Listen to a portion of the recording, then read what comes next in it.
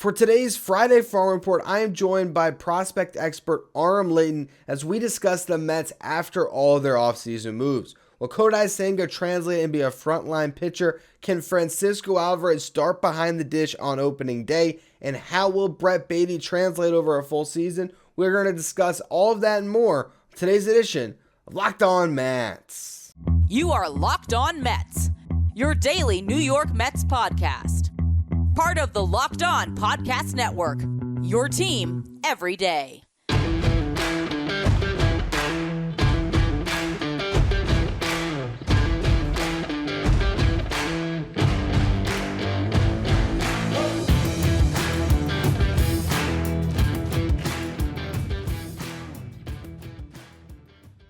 Hello to all you amazing Mets fans. You're watching Locked On Mets, part of the Locked On Podcast Network, your team every day. I'm your host, Ryan Finkelstein. If you want to find any of my work, follow me on Twitter at FinkelsteinRyan. You can also find some of my writing at justbaseball.com, where I work as the managing editor. And that brings me to my guest today, the co-founder of Just Baseball, also the host of the Just Baseball Show and the Call Up Podcast, the prospect expert with our top 100 that it's going to feature a lot of the guys we'll discuss today. Aram Leighton is back. First of all, thanks for coming on. And I have yet to get kind of a national perspective on the show. What are your thoughts on what Billy Epler has been doing with Steve Cohen's money this offseason? He's got the best job in the world, man. Thanks for having me on. It's been really fun to watch. I'm excited to talk a little Kodai Senga with you because he fits under the prospect bucket, even though he's older.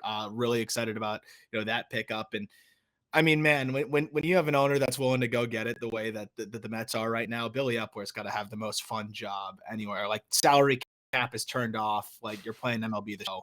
But what I will say is, they're not just throwing money around. I think they're making smart signings, right? Like, these aren't just like the Padres are the ones that are out here trying to throw crazy money left and right. Like, I thought the way they structured the Senga deal was, pretty creative and honestly not just money out there. And I think they're doing a good job beyond just spending the money, period.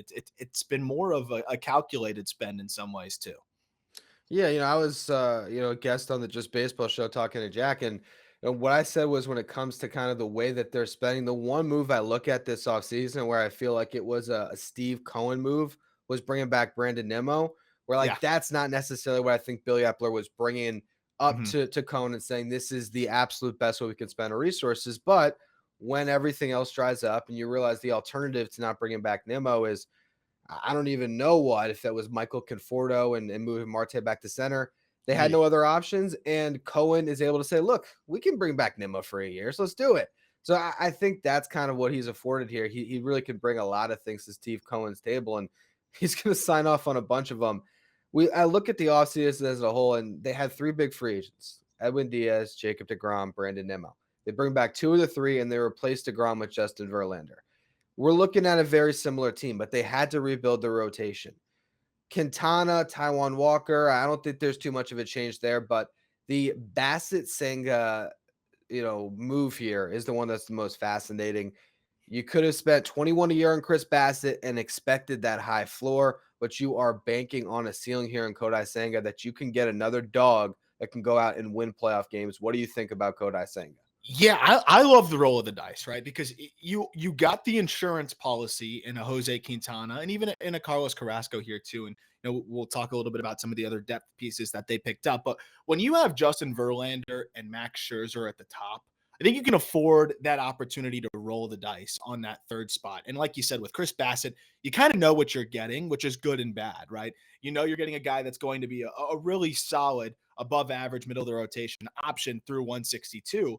But how much do you trust him on the postseason stage? And that was kind of the question that we saw come a little bit more to the surface this past postseason. And, I think it's a very fair question moving forward. But Kodai Senga, there's a chance he's worse than Bassett in his first season as he gets acclimated to the big leagues as a 30-year-old, but still as his first year. But also there's a legitimate chance he's much better and he's cheaper. And his ceiling is frontline guy, right? This is a guy that hits triple digits routinely, topped out at 102. Disgusting splitter. I'll get more into his stuff in a second here, but you're rolling the dice on a guy that could be that third ace for you potentially. I think he'll be closer to something between a 2 and a 3 if he really is making that transition well. But I think it's a no-brainer roll of the dice, especially when he's that much cheaper than Bassett was in terms of average annual value. And if he pitches anywhere near the level we think he's going to, he's probably going to opt out after that third year anyways. So it seems like a really good deal for them. Yeah, I think that this was a pitcher that made so much sense for the Mets, but became a great deal, and not just about the spending when he comes in at 5 for 75 there, because you know now all he really has to do is show that he can be like a fourth starter. He's worth the money. Yep. Worst case scenario, if Kodai Senga can't hack it as a starter, you even have some potential in those last couple years where he's still on your payroll to turn him into a nasty reliever with his fastball ticking up and with the ghost fork. So I think that it was a risk to sign him, but it wasn't a 6 year, $120 million risk, which we No. might have thought was going to be the final landing, tag there on him. And because they did so much to make it an attractive landing spot for Senga, they get him on a 3 for 45, where this guy's betting on himself to shine in a big market, to be the ace. If he thinks of himself as a superstar, he's going to go out, ball out for 3 years, and then cash in on a massive contract when he opts out. And again, the Mets kind of leverage the financial aspect of it in the way that, if it all goes horribly, God forbid with Kodai Senga, that he has that extra now 75 million total locked up, right? If he gets moved to the bullpen and he's a mediocre bullpen arm, which I don't think happens, but you got to think about the worst case scenario, right?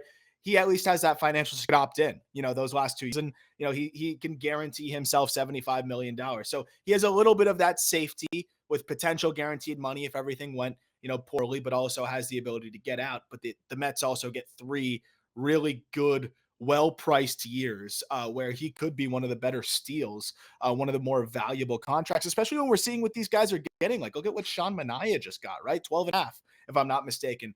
From the Giants, we're seeing a lot of pitchers that are nowhere near the upside of Kodai Senga. And I think, you're hoping that they'll be near what I think is somewhere near the 30th percentile outcome for Senga, getting close to that money in AAV. So you got to feel pretty good about that if you're the Mets. Yeah, and I think that it was the kind of the last piece to put a bow on everything they did this offseason. There's still little moves they might make in the margins. You just mentioned Carlos Carrasco. Maybe we could touch on that in a second. I think they could probably trade Carrasco if they wanted to. I'm Mhm. curious, if you could get a legitimate prospect for 1 year's 14 million of Carlos Carrasco, but they had to rebuild their entire staff basically. They returned Drew Smith in the bullpen and Scherzer and Peterson in the rotation, and a lot of question marks beyond that. They've brought in, if you include Diaz, 11 pitchers on the 40-man roster before Christmas. That is just an incredible amount of depth you brought in. I don't know how these guys are going to pan out, some of the other names that they added, but there is a few that I wanted to discuss with you. All the other pitchers is Jeff Brigham, it's Eleazar Hernandez, it's Zach Green, it's Steven Ridings, Taylor Cicito, and William Woods. They also get Robertson and Rayleigh. I want to start and maybe just ask you for 30 seconds from the former host of Locked On Marlins. What's coming here in Brigham and Eleazar Hernandez, and how psyched are you for Jeff Mangum in center field next year? Well, honestly, I was glad that the Marlins I said Jeff Mangum, excuse me, Jake Jake Mangum. Mangum. Yeah, Gotta no, clean that up. he's already out of sight, out of mind for you, huh? But no, No, Brigham was on the mind. Brigham was on yeah. the mind. I mean, it makes sense, right? There's no way where Mangum was going to be needed, but for the Mets, but for the Marlins, I mean, there's a chance that guy's starting in center for them pretty early in the year if they are as quiet as I'm afraid they might be. Looking at Eliezer Hernandez, he was a home run machine last year. He throws his fastball way too much. His slider is good, and I think he was pretty good in relief spurts. Middle relief, innings eater, and mop up duty, I think is something that he can do. He has a little bit of upside still. He's a younger arm and has had some nice stretches with the Marlins, but he needed to change the scenery. And, the Marlins have a surplus of pitching, so it made sense for them to clear that up. I think Brigham's an underrated arm because he's a guy that, when he was healthy, was hitting triple digits with his fastball, has a nasty slider, had shown some good stretches, but, just has battled health issues consistently over the last couple of years. Not a bad flyer to take, though, here for the Mets to try to add Jeff Brigham here. Certain spurts last year looked pretty solid, and I think he could be a good middle of the middle bullpen arm, middle relief type of arm for you with pretty good stuff. Yeah, I think that there's a lot of promise there, and I think the Mets have done an interesting kind of cobbling of a bullpen, which I wanted to discuss with you in just a minute. First, though, a word from our sponsor, Built Bar. Now, have you tried Built Bars yet? If you haven't, I don't know what you're waiting on, and really, this is the perfect time to buy because they have some incredible flavors they've reimagined for the holidays. You got the cookie dough topper, the coconut brownie bar, the coconut brownie topper, and then you have the white chocolate peppermint granola. It's Built's take on a granola bar. It's more filling, but it's still incredibly tasty. You also have the candy cane brownie puff. Built puffs have a marshmallowy texture. It's the first ever protein infused marshmallow. They've revolutionized nutrition here. It's 100% real chocolate. They come packed with 17 grams of protein, only 130 calories. So you get that nice blend of high in fiber, high in protein, but low in sugar, low in calories. Just sink your teeth into it, and that first bite will change your life forever. There's the time before you try Built Bar, and then there's that magical, wonderful time after you try Built Bar. And you're probably wondering, which of the new flavors is my favorite? I'll tell you what, I can already project ahead what my favorite flavor will be. In the mail right now is a box of that white chocolate peppermint granola, and I love me a granola bar, so I am sure it will become my new favorite. If you want to try them today, go to built.com, get 15% off your order right now by using the promo code LOCKEDON15. Again, that's code LOCKEDON15 at built.com to get 15% off your next order. All right, getting back to this Mets bullpen, the two big ads, you got David Robertson and Brooks Raley. You add him in with Edwin Diaz. You got Drew Smith. If you have some combination of Jeff Brigham, they got John Curtis coming back here from Mhm. injury. I think that they could add an arm, but with the depth that they've brought back, particularly with Robertson and Raley joining Diaz at the back end of the pen, I think the Mets have a pretty solid start before they get to spring training here. Yeah, I mean, I like the pickups they made. Right, Edwin Diaz is you paid big bucks for that guy to be your bullpen ace, right? And he's one of the few. I'm not the biggest traditional closer guy, but when you have an Edwin Diaz, you kind of throw that out the window, and you're happy having that guy that's pretty much your closer all the time. But you should still have guys that are capable of closing out ball games. I always believe that you should have two or three guys that you trust to shut the bin. David Robertson's a guy that was pitching really high leverage and throughout the postseason into that World Series run, and was a big addition for the Phillies down the stretch there, and I think is very comfortable closing ball games out if that's how it goes. And we saw down the stretch that Diaz sometimes, that quote unquote save comes in the seventh or eighth inning, and especially in the postseason, we saw Diaz kind of used that way by his manager there. So I would love to see Robertson, of course, in the eighth, Diaz in the ninth, but you always want to have guys that you trust in the back end, and even really had a handful last year as well. So you have some guys that are comfortable in high leverage whenever the few times that Diaz won't be available. But I think that was just good to get some experience mixed into that bullpen as well. Yeah, I think that if I know this Mets team, they'll probably still make one more move. But really, I think that this roster is pretty much put together. And Mhm. moving over to the offensive side, you return the same team you had that finished the season with 101 wins. I mean, Yeah, there's nothing that changed. They had one free agent, Nimmo. They re-signed him. With that said, you would like to improve as a team going into next season. And the offense, while it did finish top five in runs scored, it did get stagnant at times. And a big reason is they don't have the home run ball. So it's yeah. hard to continue to string hits together. And particularly when you get to the postseason, it would be nice to add some more juice alongside Pete Alonso. Right now, it's Alonso Lindor and Eduardo Escobar were the three best home run hitters on the Mets. Francisco Alvarez becomes a massive X factor for the Mets this season because that is the quickest way without having to do anything else. You add home runs to this lineup. I think that there's a pretty good chance we see him breaking camp on opening day. If you see James McCann traded, there is your sign. They are going with Nito and Alvarez, but there's also DH at bats to be had. So when you're looking at a catcher who's still 20, how does he adjust to now catching two future Hall of Famers who are, 2 decades older than him? How does that adjustment Yeah, I happen, mean, and how much do you have to get him in that Contreras type role from the Braves where he's DHing a bunch to protect him a bit? and that's the question here, right? Because that's what's so different these New York Mets is their window is really the next 2 years, right? We've talked about that. I'm not saying that after 2 years, but we know what it's going to look like in 2 years, because right now that's the focus. You got two Hall of Famers that are going to go the next 2 seasons, and then we'll see go. And Marte's not getting any younger, and these other pieces aren't getting any younger, and a lot of so all those guys are going to be agency in the next 2 seasons. So I think you're focused now trying to get it this season or the year after that, but also want to develop one of the best prospects in baseball, which is Francisco Alvarez. And I love the idea of him being able to catch, Verlander and catch Scherzer day in and day out, or at least every fifth day with those guys. And it's tough. I would say you got to make that decision early, though. We saw last year where Alvarez tested him out at the end. He didn't have time to get acclimated, which we talked about.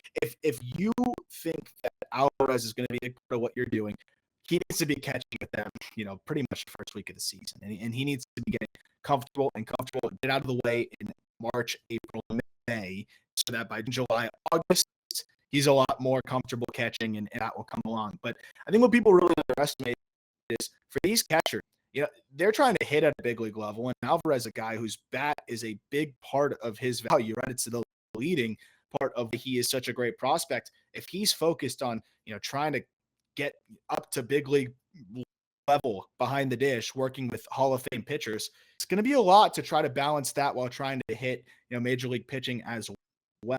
If they do it, I think they need to try to, also let him know tomorrow that this is going to be the case, and let him get acclimated and to work with these guys as soon as possible. I think he's capable of doing it, and I think they should give him a go, because even if he is, struggling a bit defensively, you can ease him in. Like you said, he can have that William Contreras type role and kind of grow into it, even if he's not capable of catching day in and day out.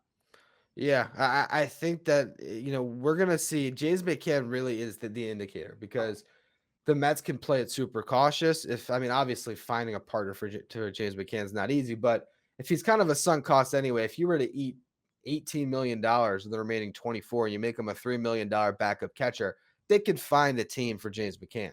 So if they move him, then you kind of know what they're thinking here. If they don't, well, then maybe they believe Alvarez needs some seasoning. But I just view this lineup, and I don't know where the power comes from. If it's not from Francisco Alvarez, that's a lot to put on him, but he really is kind of the make or break prospect when it comes to just taking the Mets to the highest possible level next season. Now, with that said, I think Brett Baty might not bring the power, but he certainly can outplay Eduardo Escobar. And I think that, I wouldn't expect 20 home runs from Brett Baty as a rookie, but can he grind out at bats, get better defensively at third base, and really earn that job?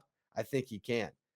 So you dropped out for a second there, but Brett Baty, what are your thoughts on him being the opening day third baseman? I have to think that there's a little more confidence that he can jump into a much more simple role than what Alvarez would be taking on having to catch.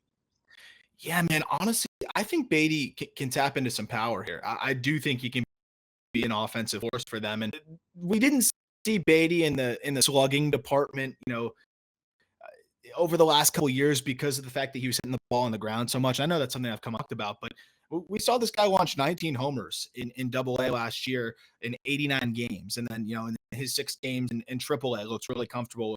And then, of course, 2 home runs in 11 games at the big league level. So 21 homers really in 100 games is pretty impressive for a guy that I really do think is on the cusp of being able to tap into that power consistently. I think he can be a 20 home run as a rookie next year if he gets enough plate appearances with how hard he hits the baseball. Like, he really does. If we look at 90th percentile exit velos, average exit velos, he's among some of the best in the organization. It was just about getting it in the air he still has more room to add some strength and impact. So, I think Baty could be another power X factor for them.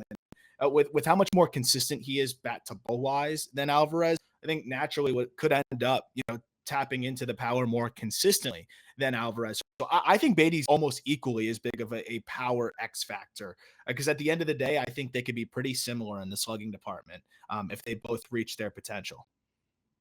Yeah, and that's really exciting to think about for a Mets fan. And when I'm curious with Brett Baty, because I think that there's a natural fit with Eduardo Escobar where he is much better hitting from the right side, where you could platoon them. But I am Mhm. curious your thoughts on when you have a prospect like Baty that, has such a good swing, is so good with bat to ball. How long should you shield them from left-handed pitching, or should you at all? Should you just throw a Brett Baty in the fire for a little bit and see how it works, where he can face everyone and maybe he can learn how to hit lefties at the big league level sooner rather than later? Yeah, I think again, you're looking to win, right? And you look at what the Cardinals did with Nolan Gorman, who I think is a much more volatile prospect than Brett Baty, but they kind of sheltered Gorman, who couldn't hit lefties whatsoever. The thing is Baty's pretty good against lefties. You combine all of his at bats last year from the big league level all the way down to Double A. Hit a 742 OPS left on left. So this is a guy that's competitive left on left, and that said, I think he could hold his own in that role. But ultimately, if you're trying to mix and match the lineup, and you like the matchup of Escobar going against a left-handed pitcher, then maybe you leave Baty out of the lineup that day. That's fine. But I think there's going to be ways to mix and match and kind of keep him in the lineup. Whether it's giving Mark Canha a day off here and there and left, if Baty can continue to get reps out there in the spring, giving him a start at the DH spot here and there when you don't love Vogelbach there, which I think Baty could end up before long putting up better at bats left on left than, somebody like Vogelbach. I know they've got Darren Ruff off the bench as well, but I think even if you're using Baty in a platoon role, he's still going to get a lot of opportunity. And I wouldn't be worried about the development from that end, especially if we're considering throwing Francisco Alvarez to the Wolves, trying to learn to catch and hit at the same time. I think Baty, if you shelter him a little bit, that's just fine. It gives your team the best chance to win. You can worry about the rest later. I think he'll come along. Yeah, Baty to me is kind of the one that I would really be counting on if I'm a Mets fan. I think that there is a scenario where Francisco Alvarez, whether it be the bat or the glove, ends up spending a lot of time in AAA still this season. And look, if he Yeah. did, he's 20 going on 21. That's not a big deal in his development. That's kind of where he should be Yeah. in some respects. So I think Brett Baty is the guy that you're really looking at. Mark Vientos is an interesting test case. I want to get to him in just a minute. But first, another word from our sponsors, the NHTSA. So imagine you're hanging out with some friends and you're putting back a few drinks, but then a few becomes a few too many. And as the evening comes to an end, people start to head out and you think of calling for a ride, but then you decide, nah, I live nearby. I can make it home okay. What's the worst that can happen? It's no big deal. What are the odds that you get pulled over? And even so, what would happen? Maybe your insurance goes up a little bit. Maybe you lose your license or your job. Or you could total your car, or worse, you could kill someone or yourself. Everyone knows the risks of driving drunk. The results are tragic and often deadly. However, that still doesn't stop everyone from getting behind the wheel while under the influence. That's why police officers are out there right now looking for impaired drivers on our roads to save lives. So if you think you're okay to drive after a few drinks, think again, play it safe, and plan ahead to get a ride. It only takes one mistake to change your life or someone else's forever. Drive sober or get pulled over. So a couple more prospects to discuss with Aram Leighton here. The first one, Mark Vientos. And you and me have spent a lot of time talking about Vientos on this show and otherwise. He's in this really rough spot right now. And I actually did my entire week of shows, as you know, leading up to today, recording on a Tuesday for Friday's release. So I've been really diving into the Mets roster. And I think Daniel Vogelbach, in a lot of ways, kind of prevents you from really being able to utilize Mark Vientos because you Yeah. can't have two guys who can't play a position on your bench. If the Mets were to move off of Vogelbach and get a left-handed outfielder like a Michael Conforto, like a Joey Gallo into the mix to be a fourth outfielder slash DH, then I think that Vientos could actually play a big role in the Mets this season. And I think his ceiling is something that is pretty interesting, especially if you're trying to add home runs. So if we're just talking strictly a hitter and you clear Vogelbach and you're able to give Mark Vientos 350 plate appearances with a lot of it coming against left-handed pitching, what do you think he could give the Mets in 2023? And he's got to be one of the more unpredictable, just difficult to peg hitters in the minors because of what he's capable of when he connects. I mean, this guy has some of the best game power you're going to see in the minors, and I thought showed some good flashes at points, and I still do believe that this guy can be a pretty good offensive force. But again, this is a situation where I don't know how he fits in with the Mets because I think they've got better options. I'd rather roll the dice on Alvarez. I'd rather see what Baty can do, and realistically, like, Vientos needs to be in a place where he can just kind of get ABs. Like that he's the type of prospect where I see him getting traded to a rebuilding team where he can just go out there and get 300, 400 plate appearances this coming season at the big league level, and just kind of struggle through it because he just seems like the kind of guy that needs that acclimation time. He's a big power guy with big whiff. That he seems to get better at each level at cutting down the whiff and keeping that in check. But, I don't know if he's going to have the chance to do that with the Mets. So if there's a trade chip for these Mets, I think it's him. And I don't know if he really fits in to what they want to do there because of the lack of positional versatility there, which kills me to say, because I still really do believe in the bat of Vientos. I just don't know if it matches up and lines up with what the Mets are trying to accomplish, right now. And I think that's kind of the issue here with him, and that's where I do see him and as a trade piece. And I'm curious, how much does it hurt your system to have to trade a Mark Vientos to get off of bad money? Like if the Mets decide to pair Vientos with James McCann and Darren Ruff and try to find a team, how much does it hurt that you just be kind of losing a guy that has a lot of promise but might not fit your team at all for the next 6 years? Yeah, I think at this point you can't really lose sleep over that. If you feel like it's giving you versatility and the ability to do some other things, I think you got to be okay with that, especially with the way the Mets were able to do and come away with this past draft. Kevin Parada is just a better version of that with at least a chance to catch, and at least a chance to play at a more premium position. I loved the pick of Jet Williams, who's a higher floor prospect in terms of compared to most of the other prep shortstops that were selected. So, they have some talent coming in. Ronnie Mauricio is still somehow 21 years old and looks really good in the winter league over there. So I think you can feel pretty good about trading Mark Vientos if you're going to move one guy. And you look at everybody else, like you don't want to trade Alex Ramirez, who made a big leap last year. You don't want to trade any of the new guys I just mentioned. So, and you don't want to really trade any of those arms that you're hoping are going to make the leap. So it seems like Vientos is like that perfect trade chip for you. And, if you stash him long enough with sporadic big league at bats, it's only going to hurt his value there. And I think a lot of teams would still focus on what he did at the AAA level last year, be happy that he got a taste of the big leagues and be interested in acquiring him if it makes sense for that team. Yeah, I think that there is a chance that he's the kind of the piece that opens up the roster, that unclogs things as the trade chip. If you can use him to get James McCann off the books, I think you have to consider it, because then you can make another signing, add another position player that plays a position that fits a little bit. It'll make a lot of sense if the Mets go that route. Now, you mentioned Kevin Parada there, and I have not spoken with you about Parada at all. So, here is a guy who has a lot of success in college, comes to the Mets. There is kind of questions about him being able to stick behind the plate, but the bat is legit. And like you said, could kind of be very similar to what you're getting at Vientos. Maybe could be in a William Contreras type role behind an Alvarez in a year or two. What do you think about Kevin Parada coming out of this draft here? Yeah, this is one of those picks where when Parada falls to you at, what was it, 11, Yeah. you're going to feel pretty good about that. And no matter who you have, in your system, you're happy to take the bat and Parada. And I think there's still a chance he can stick behind the dish. I think, especially with some of the new rules that we may see and all of those things, that definitely helps. But with what you have bat wise with Parada, that's a bat that you do not let fall past the 11, 12, 13 range in the draft. And I think it was smart for the Mets to pick this guy up.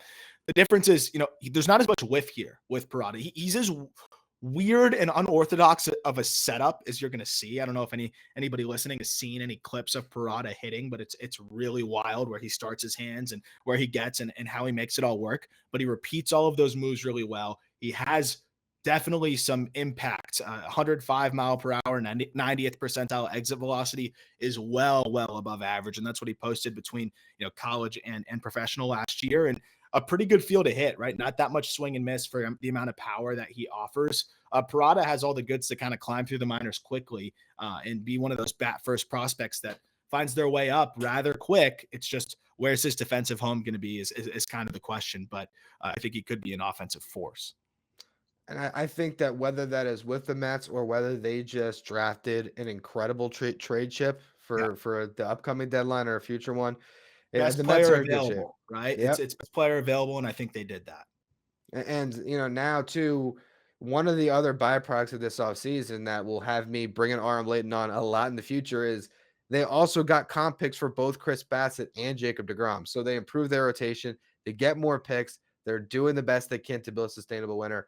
And it's really about spending big now to then spend wisely and a little bit less in the future by using that farm system to supplement. I have to ask you about Ronnie Mauricio before I let you go. He is tearing the cover off the ball in the Dominican Winter League.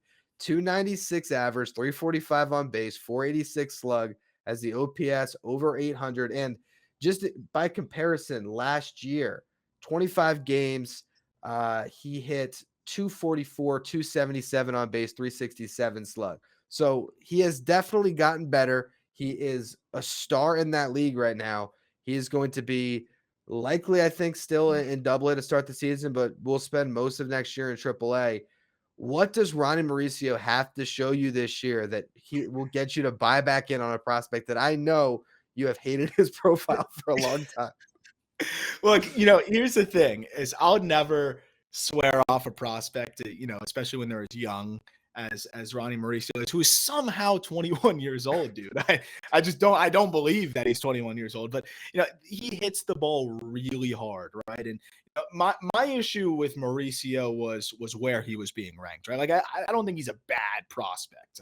I just didn't think he was a consensus top 75 guy, which I was trying to combat that narrative a year and a half, 2 years ago, and even up until going into this year, we still saw him kind of on top 100 list. I think he's too volatile and not athletic enough. And I think that's what people didn't really know with Mauricio, is that, like, okay, yeah, this guy doesn't move that great, and a lot of it is on the bat.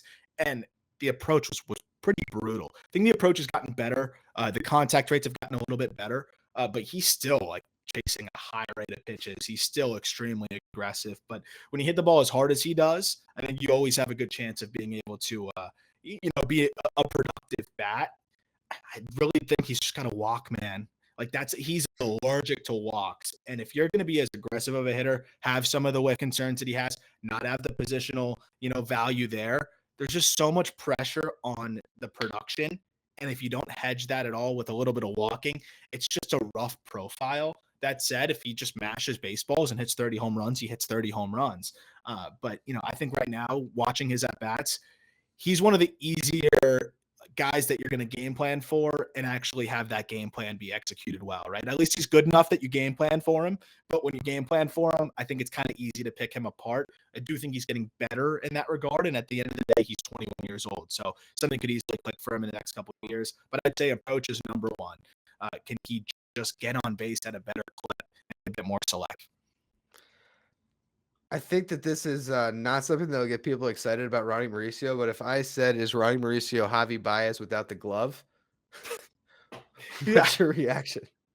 I like Javi Baez, just so brutal offensively. I don't think Mauricio is as ridiculously as we saw Baez this past year, but we've also seen much better Javi Baez's. So there's a similar nature to their decision making at the plate, but I would leave out some that Ronnie Mauricio can get a little bit better than that.